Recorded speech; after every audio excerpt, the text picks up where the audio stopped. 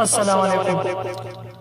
وی ستا د ښایست د نوبهار قصه مې هم کوله او د خپل وطن د لالازار قصه مې هم کوله. ستا د ښایست د نوبهار قصه مې هم کوله، د خپل وطن د لالازار قصه مې هم کوله.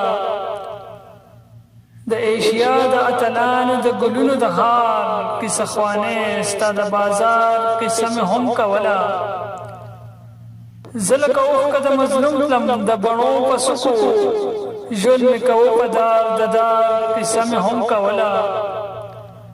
ما یې د مخ تشبیه د نور سره هم کړې وو، د یار د قد چینار چینار قصه مې هم کوله.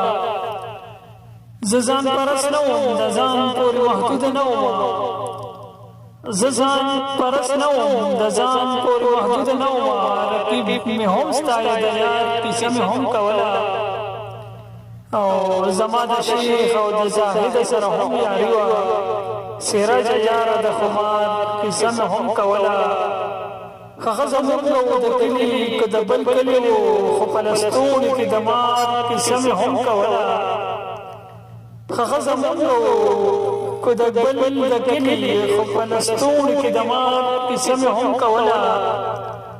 د پښتنو نصیب زار شم بېروزګاره ومه، ځان له مې کار کته د کار قصه مې هم کوله.